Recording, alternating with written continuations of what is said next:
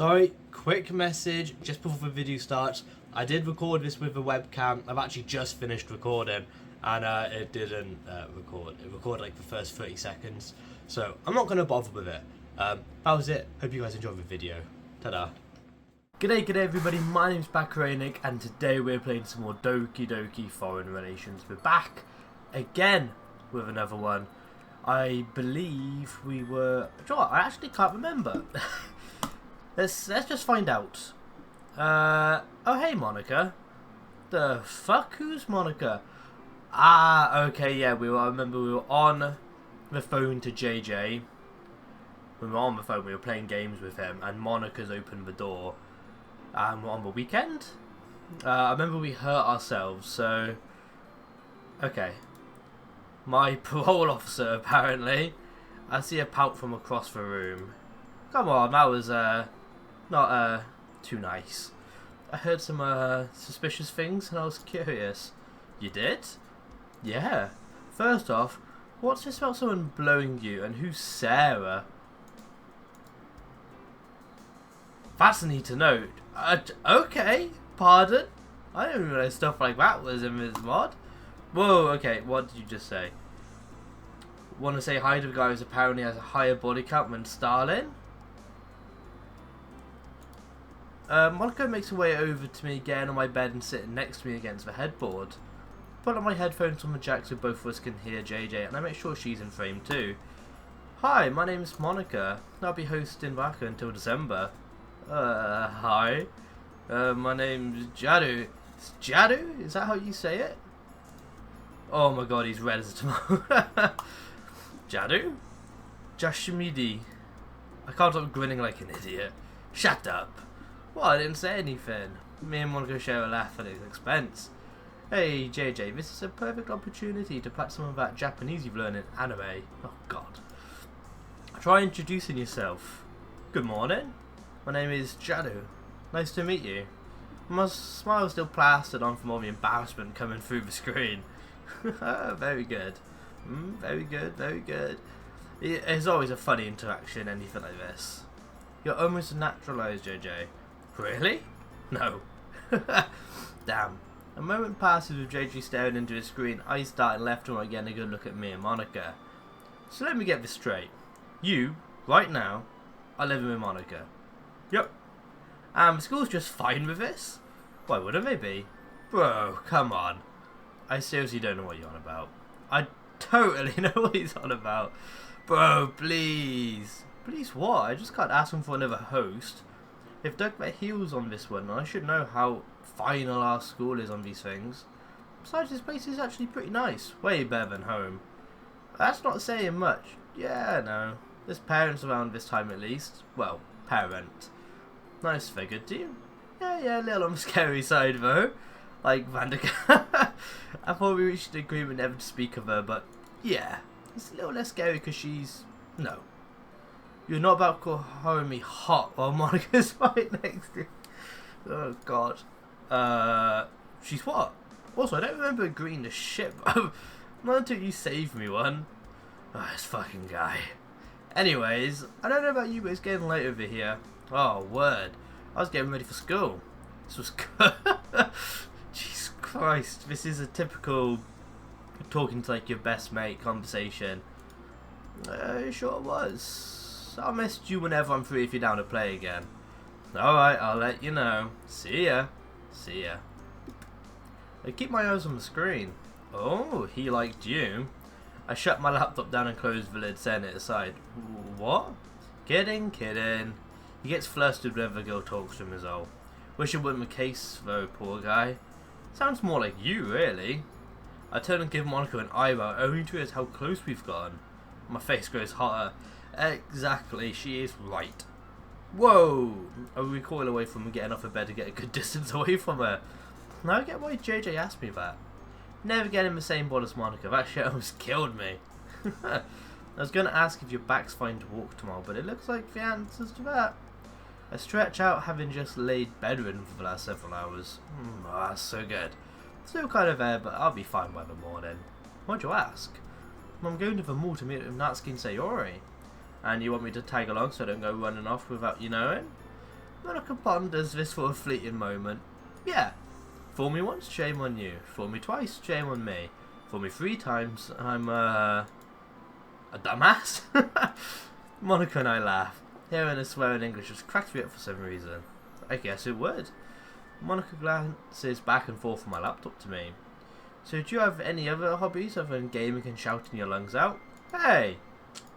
My brain has a hard reset as I just proved a point. I'll have you know my other hobbies include tinkering with electronics, snooping around, and arts and crafts. Oh, like making posters and decorations? Oh, no, just making things. But I can make a few paper cranes if need be. What kind of things? You'll definitely help during the festival. Oh yeah, there's always a festival. Is that observation or a demand? I don't know, which do you prefer? Monica gets up from bed, dusting herself off. I'm not that crusty, am I? Well, whatever skills you may have, I'm sure they'll be a big help for us. Well, here's hoping. You mentioned a festival. What does that entail? It's where all the clubs show what they do. It's to help to get new members. We had one last year, but it didn't work out too well. Still, I don't want to host another event, though I doubt the others would want to. I don't want to repeat the same mistakes. Is this on about the original game? Because of the original game, the festival is whenever the festival comes up, that's when everything goes wrong. You know, like Sayori, I'm pretty sure that was on the festival, and then the second time you got, you know, Yuri, Natsuki, whatever. Never good. I'm hoping there's something you could do so we don't. Never club's been bought, but I feel like I'm a little out of my depth in terms of selling a concept to other students. Well, we'll see. Decided to get back to Monica for spooking me just then. Now, unless you're planning to get changed inside my room and sleeping with me, the door's right behind you. Yeah, that's right, blush. Oh, right. Good night, hacker. Now, turn off the light on your way out, please. Click. Okay, they do seem to be getting on alright, thank God. Thank you. I lay back down in my bed, putting the covers over me. Man, I've been up since 5. Haven't really done much today. Still haven't convinced Monica to let me off the hook. What if sucking up to it would be the goal here? I put together a proposition, my obedience for the day, for my... Sounds foolproof. I let the fatigue sink me deeper to sleep. Are we going to have another nightmare? Kara and JJ are off a good 10 metres away from me. Trowels picking clumps of earth away to fashion a makeshift blade. Hey Waka, is this deep enough? So our outside voice echoes off the trees around us. Do you think you can fit all 3 of us in there? I hear a racket of jackets ruffling against each other and dirt being readjusted. Yeah, looks like it. Alright, if you're ready, I'm ready. I'm just about finished with beard too. I do the last connections to the ground of screw terminals, my fingers working at a reduced pace on account of the cold weather. Double check every single component before flipping the arming switch. We are live! I excitedly dodge back to the mini Trent, gingerly holding the detonator. Okay. I jump in the space between Kara and JJ, lining the opposite sides of the trench. The earthy smell of soil fills my sinuses. They give them both a look of unadulterated giddiness before holding the detonator with both hands. JJ is somewhat neutral, but Kara's all clumped up like a pill bug with her fingers in her ears. Fire in the hole! JJ quickly mimics Kara, hands quickly going to the sides of his head. Click, click. The boom from my little weaponized milk carton envelops the entire of my body and my hearing. Clear thump reverberating my chest. Little weaponized milk carton. Tree canopies and immediate surroundings rustle as shockwaves travel out in the forest we conduct a little experiment in. Everything goes quiet due to my temporary doubt of deafness, adding to the eerie atmosphere that the fog helps set up. All 3 of us arrive on the trench and inspect what my bomb did. It did little to nothing, just a small pancake-sized crate on the ground with all the leaves around it swept away from the source of the explosion. I pat myself down in case there are any stray bits of shrapnel or wood that may have grazed me anywhere. Jesus Christ. You guys good? Did you get hit anywhere? I can only hear the bassy parts of my voice. Listening to everything else is trying to hear through some thick pillows. I see Kara and JJ check themselves before saying some things to me. Reassuring nods given up to clear up any misunderstandings. But both of them continue to converse with each other. The tone of their voice is carrying a hint of panic. I guess it's about the ensuing police response, but I'm not too concerned with that. I spot a white bit of shrapnel embedded in a trunk nearby. Getting a closer look, I soon find out it's a piece of plastic from a milk carton that was a thing a minute ago. I pull out the piece of plastic, surprised by the amount of force needed to pull it out. Inspecting it, I noticed Kara sweeping my blast light with JJ putting the dirt pile deflated back in the trench. I catch a glimpse of her pointing upwards, not even a chance to show itself for me to look up as I'm hitting the back of the head from a falling branch. I'm knocked up to the ground, feeling the thumps of someone coming to my aid. I can hear it's Kara, I can hear her calling out my name. She grabs hold of my upper arm. Shaking me won't make it any less knocked out. Baka? Baka? Baka? Wake up, sleepyhead. Okay, so we are going to keep having nightmares every night. Monica relentlessly shakes me awake from a sign of consciousness. I groggily try to attain full alertness, but everything's too comfortable and cozy. Try to open my eyes only for them to fall shut again. Maybe I'll wake up once sense at a time, so I'm with hearing. Sleepyhead? Who taught you that one? Natsuki did. She made me watch an anime in English dub so I'd understand the plot more. Well, did you? No, not really, I still didn't like it. I scoff at the thought of Monica watching anime. Now get up, we have a large day ahead. That sounds weird. There's usually a big day or a long day ahead of us. I see. Still, you gotta get up. I gotta look after you all day today. But bed, soft and warm. World, hard and cold. Worry wouldn't have nice things if we didn't put up with life, Baka. Now, Monica yanks away my blanket, with freezing cold soon enveloping my body. I shiver a little bit, trying to yank back the blanket before it retreats further in Monica's cruel control. If Touch wasn't already awake, it sure as hell is now. Come on, wake up, breakfast is ready. Oh damn, that's all you had to say. I turn my side to see Monica in her pyjamas. Oh, and sight is on. Morning. Good morning, shall we? After you. I follow Monica downstairs. Ready for breakfast. Let's see what we have in. Okay, there, finally. Walking into the kitchen, I'm soon greeted with a smell that's been too long since I've last smelt it. One more down, tastiest last one to go. Are those? Oh man, pancakes? Yep. I was under the impression that you hated me for yesterday. Sort of the day before, essentially ever since I stepped outside the airport. Those with certain niceties. Well, Monica and I take seats across from each other. A stack of pancakes on top our plates, flanked with a glass and cut with a carton of orange juice between us. I was hoping to convince you that being in my company would just be as good as being alone. I raise an eyebrow. What do you mean by that? Oh, that's an expression. I really understand why you run off and do your own thing, Baka, but I hope I can convince you that sometimes staying isn't so bad. Looking back, I sort of had a realization last night that I really shouldn't treat you as another burden like everything else I deal with. Like another task. Huh? No. You're another person with likes and dislikes, experiences just as unique as everybody else. I may have overreacted when you got hurt, sure, but when you come back I was more than sure I could trust you. Did it? Okay, but for some peace of mind, please stick around for today at last. Did something pop up? You're another person with likes and dislikes, experiences just as unique as everybody else. Okay, so I did miss something. I thought it skipped something. Monica props up her elbows on the table, resting her chin on her fingers. You might get something good out of it after all. I look down to the waiting heavenly pile of carbs and jig on my plate and grab my knife and fork. I sure did get something good out of it, and I ain't getting any warmer. Okay, go on. Okay, am I skipping stuff? I don't... No. It's because it keeps switching between the green and yellow. Idaki's master... I know which word it means. I'm just struggling to say it off the top of my head now. Yeah, I'm not going to try it again. Monica and I dig in. That old 5 senses checked for the morning, saving the best for last, it seems. I've been wondering what Monica said earlier. If this is my one chance to finally get my freedom, this is it. The thing is, I'm not sure if I can trust even myself not wandering off today. This a mall, so much to do, so much to see. Oh, why am I like this? Baka? Maybe I can have one of Monica's friends keep watching me. Is everything okay? Zero seems nice, but Natsuki, I feel like she hates or dislikes me for some reason. Baka! Yeah? You staring at your plate for a bit, you okay? I reconnect with my senses to see an empty plate with smears of syrup. Yeah, I'm good. Just thinking about things. What are you thinking about? What about Natsuki? Okay. Oh, do you think she doesn't enjoy my company? Oh, Natsuki. She may seem unfriendly to new people. Especially boys. But I'm sure she'll warm up to you.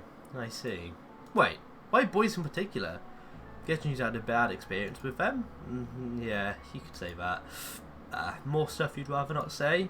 Monica nods. It's okay. From what I've seen so far though, Natsuki and you seem to get along. I decided against correcting her English, which hopefully would be the case because I would hate if you haven't gone to your first club meeting and already hate one of its members. Yeah, I guess that would suck. I'll try to be accommodating, if that's the right word. Accommodating? What does that mean? I don't know. I stand up from my chair with a glass and plate in my hand. I away to the sink to wash them off when I'm interrupted by Monica's arm. Let me do it for you. Thanks. What a gracious host. I make my way upstairs to my room to get ready.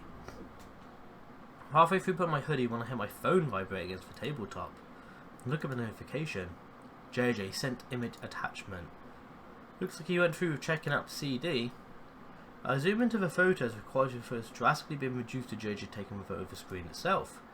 Skimming through what's on the screen, I see it's mostly just text with a few images here and there, probably showcasing the rooms they're displaying. I'm interrupted by a series of knocks from my bedroom door. Okay, you ready? Oh yeah, one sec. Put my phone and wallet in my pockets and head out the door. I wonder what's that CD? Oh, would you look at that? Seems like it actually snowed a little bit last night. A little bit? That's quite a bit of snow. Luckily I put my signature black hoodie, as JJ would call it. In fact, JJ actually lent this one to me. Hence why he calls it a signature. My train of thought's derailed by Monica. You excited for your first day of school tomorrow? Kinda. More of a mix of excitement and anxiousness. I'm also feeling kind of underwhelmed by it too. Underwhelmed? I mean, it's just school, isn't it? Been doing it for years now. They give us in a completely different country with a radically different structure, culture and time frame. But in essence, it's all the same, isn't it? Well, when you look at it like that, I can see where you're coming from. Oh, and speaking of the time frame, I thought Japanese schools would start way later in the year.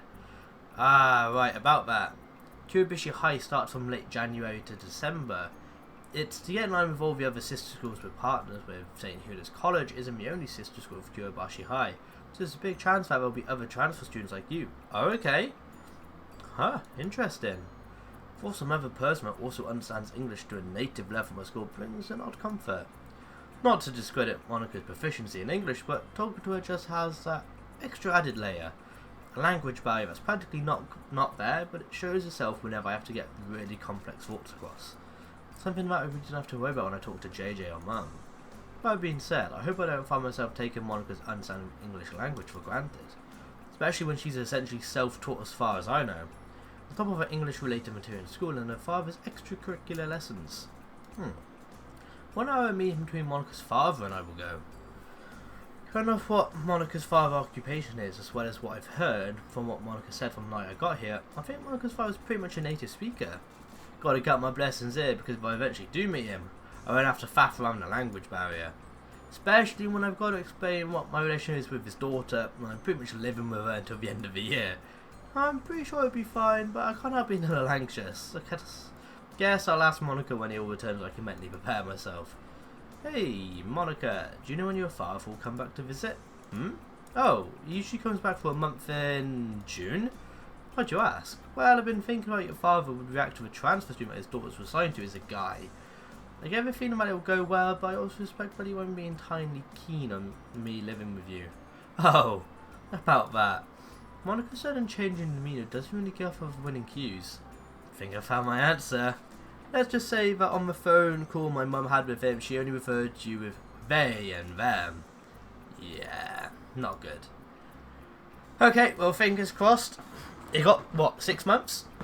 Monica huffs and loosens up a bit.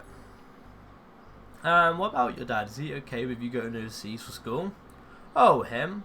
I'm fairly certain he would be fine with it. Any time I'd go out, he would always tell me to at least throw it not end up in the news, hospital or prison. Not to add or subtract the population. But I can't really confirm how he feels about it since I can't really talk to him anymore. Oh, sorry to hear. Catch her with sorrow from Monica, turning to it and seeing her a little downcast. Oh, no, he hasn't passed away, he's just, Wait, how do I tell her? Not tell the truth without her knowing. I got it. My dad's incarcerated. Incarcerated? What does that mean? Natsuki, say hi. A pair of vibrantly coloured heads of hair reveal themselves as soon as Monica and I turn a corner. What impeccable timing. The pair turned to face us, outstretching an arm in the air and waves of distant closes. Sup? Hey Barker. Yo. Good morning, you two. Monica, good news. Guess who's back? Who's back? Mr. Tux.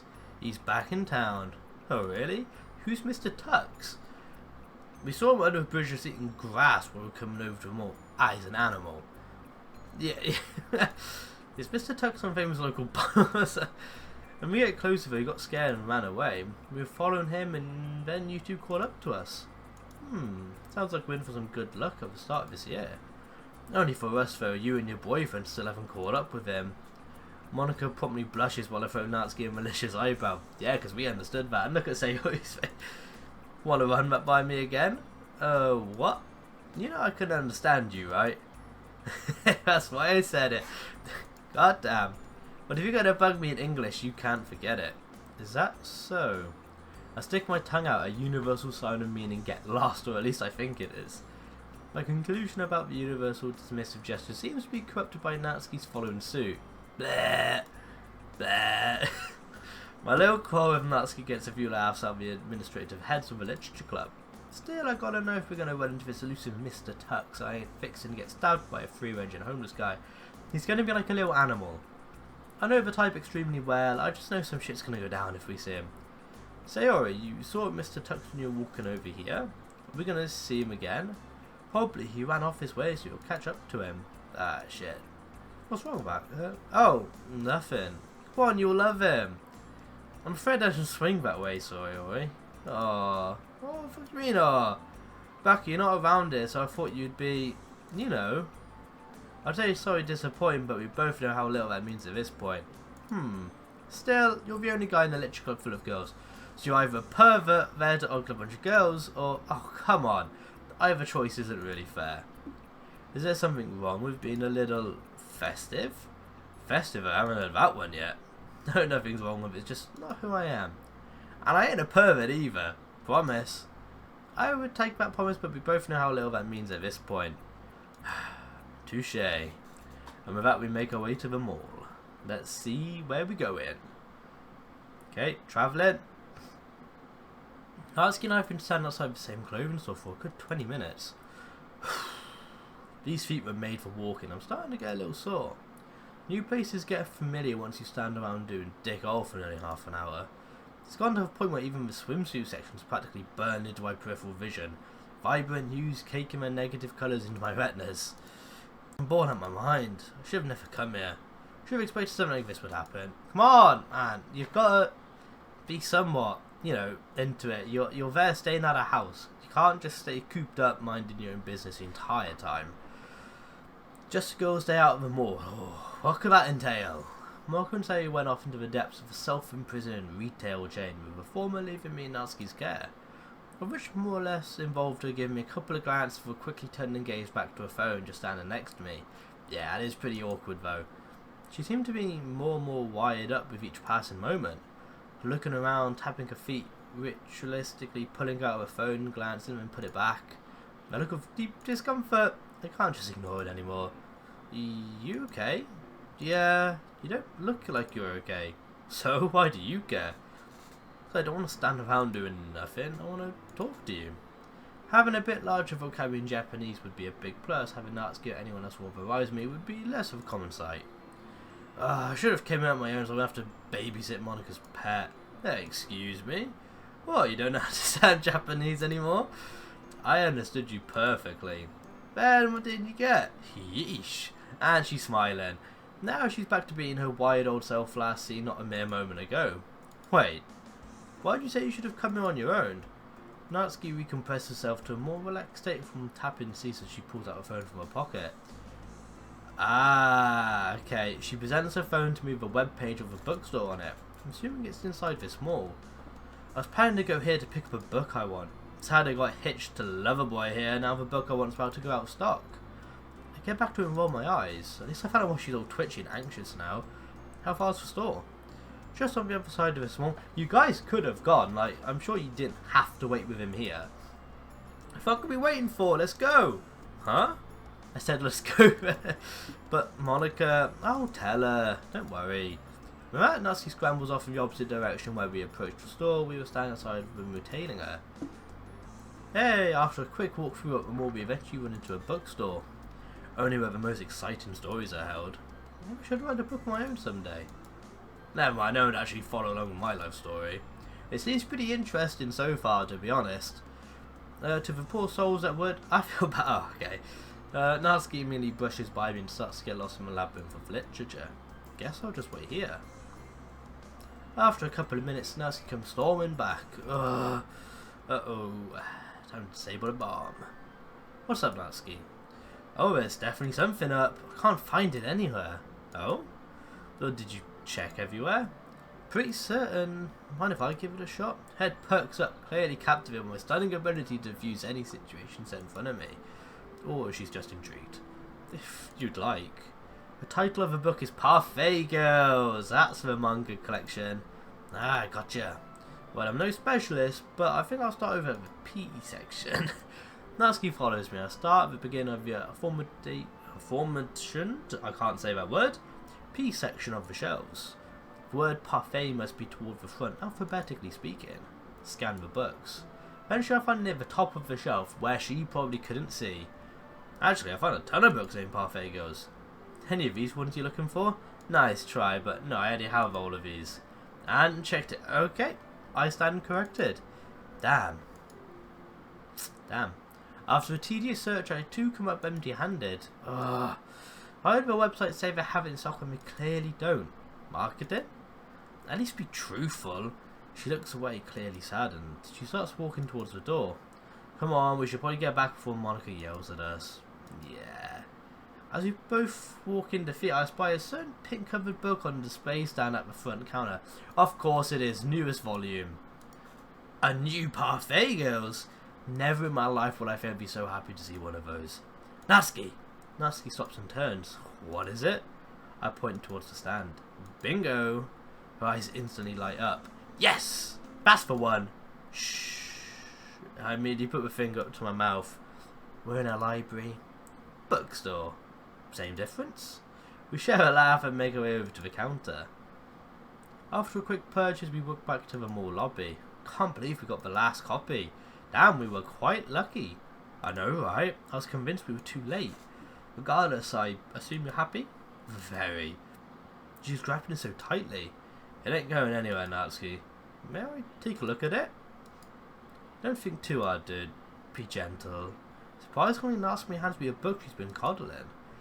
I delicately hold a book with both hands, making a conscious effort not to crease the soft covers.